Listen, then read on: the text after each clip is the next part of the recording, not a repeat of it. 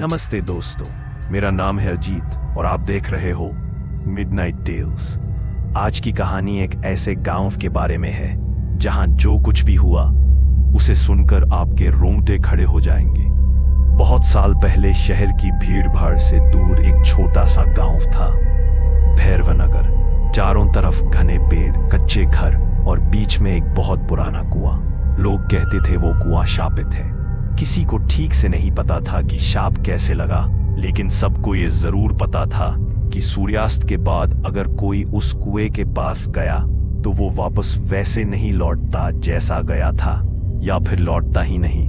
गांव वाले शाम होते ही अपने दरवाजे बंद कर लेते, बच्चों को डांटकर घर के अंदर कर लेते और उस कुएं की तरफ निगाह उठाकर भी नहीं देखते थे।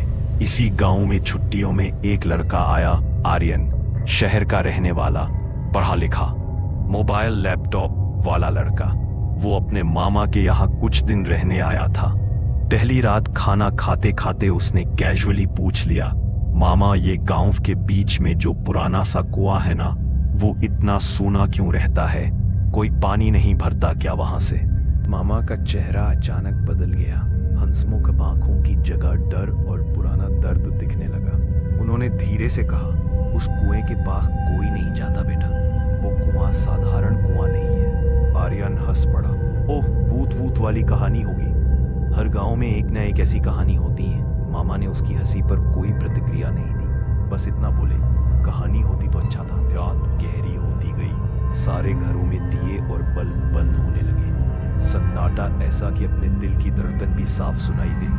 आर्यन अपने कमरे में अकेला था, मोबाइल पर वीडियो देख रहा था।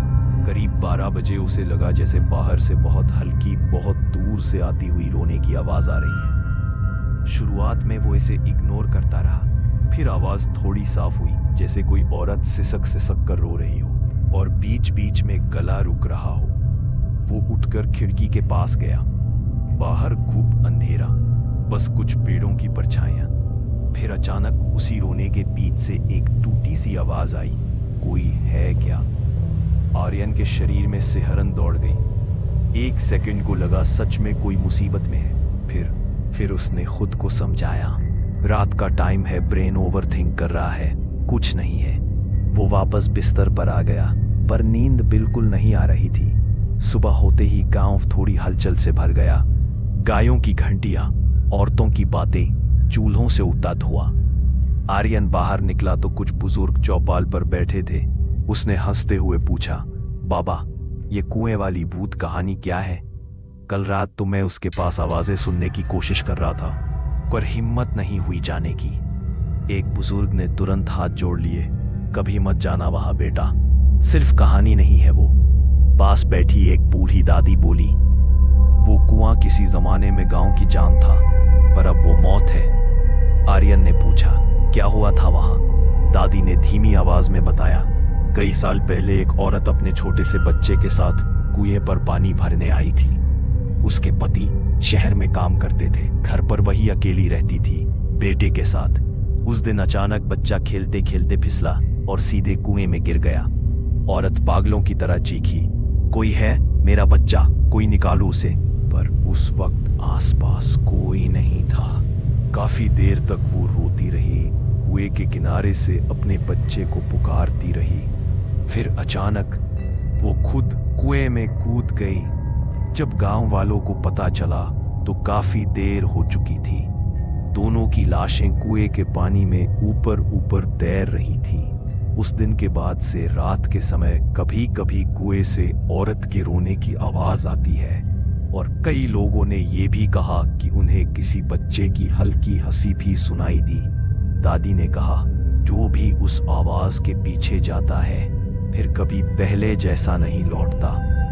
आर्यन ने सब सुना, थोड़ा सहमा भी, पर फिर अपने शहर वाले दिमाग ने कहा, ये सब कलेक्टिव फियर और इमेजिनेशन है। पुरानी चोट, पुरानी यादें, उससे बनी कहानी। भूत वूत कुछ नहीं। दिन शांति से बीता, तिर आनी ही थी। उस रात आसमान पर बादल थे, कभी कभी बिजली चमक रही थी, गांव की बत्तियां टिमटिमा रही थी। मामा और मामी सो गए। घर में हल्की सी घुटी हुई शांति थी। करीब 1:30-2 बजे फिर वही आवाज आई। इस बार वो पहले से ज्यादा साफ थी। हुई है, कृपया किसी को तो आना होगा, मेरे बच्चे को बचा लो। ये अब सिर्फ रोना नहीं था, ये सीधी मदद की पुकार थी। आर्यन का दिल तेज धड़कने लगा। उसके अंदर 2 आवाजें लड़ने लगी। एक कहती, ये सब इल्यूजन है, मत उठ। दूसरी कहती, अगर सच में कोई फंसा हुआ है तो। आखिरकार जिज्ञासा जीत गई। वो धीरे से बिस्तर से उठा, कमरे का दरवाजा खोला, आंगन पार किया और बिना किसी को जगाए गांव की उस तरफ चल पड़ा जहां वो कुआं था। रास्ता पतला, दोनों ओर झाड़ियां, ऊपर से झुके हुए पेड़। मिट्टी में उसके कदमों की आवाज साफ सुनाई दे रही थी।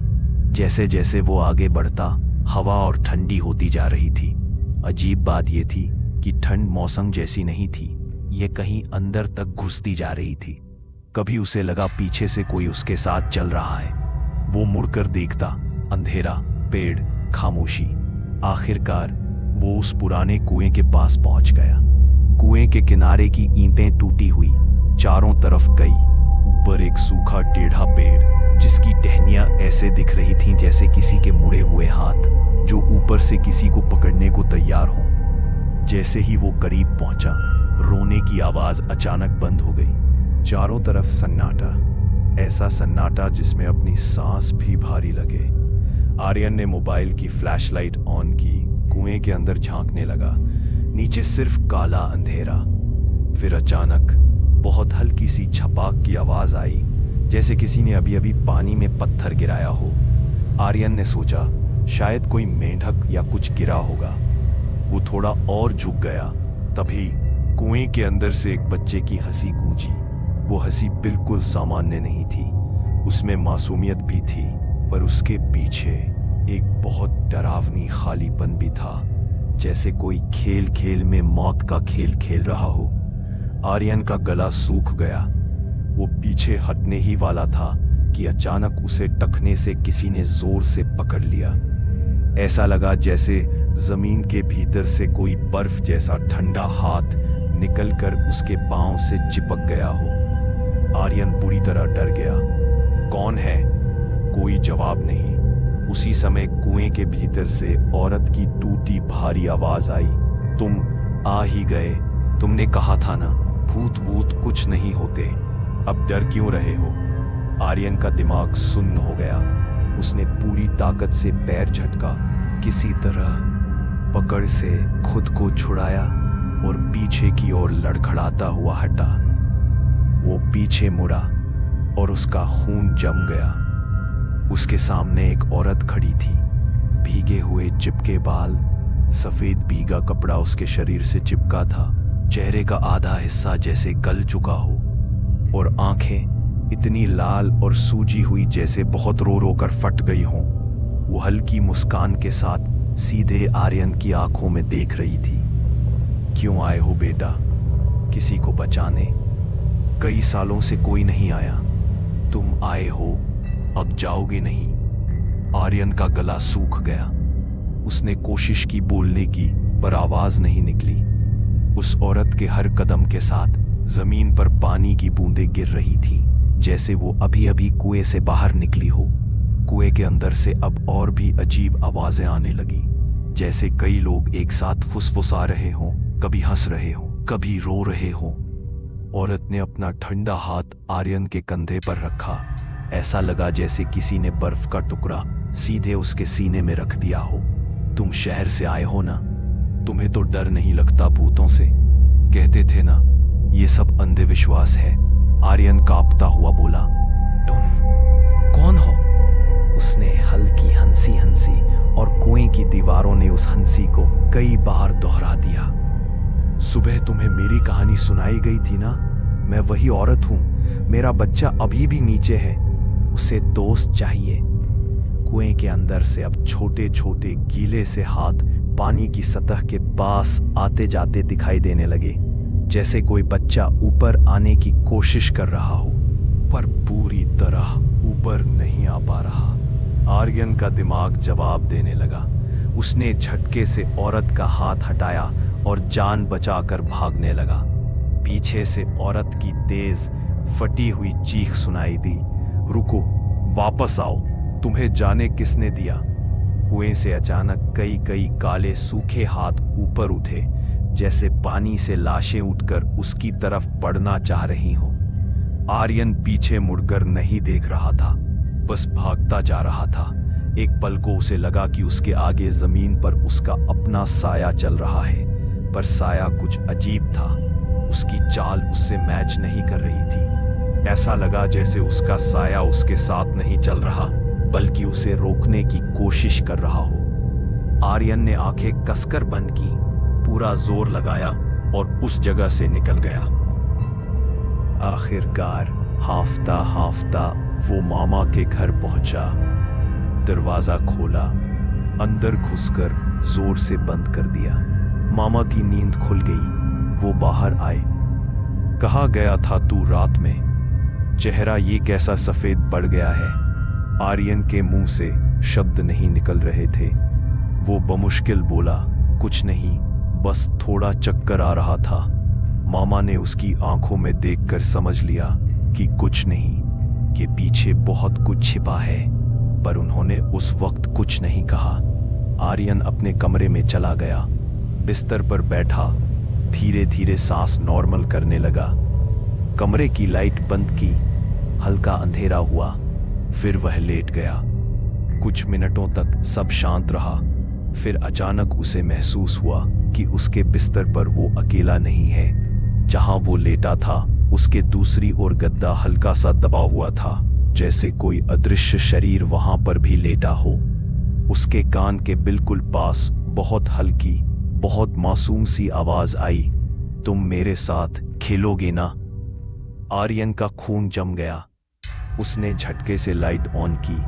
कमरा खाली था, कोई नहीं, पर दीवार पर पानी से बना हुआ एक गीला निशान था, बिल्कुल उस कुएं के किनारे जैसा आकार।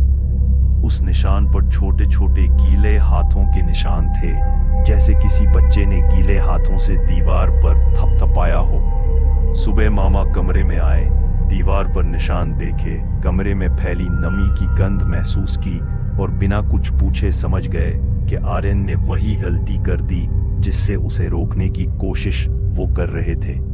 उन्होंने धीमी आवाज में कहा, एक बार उनकी आवाज सुन ली ना बेटा, फिर वो तुम्हें छोड़ते नहीं। अब चाहे तू शहर जा या किसी और देश, वो तेरे साथ ही रहेंगे।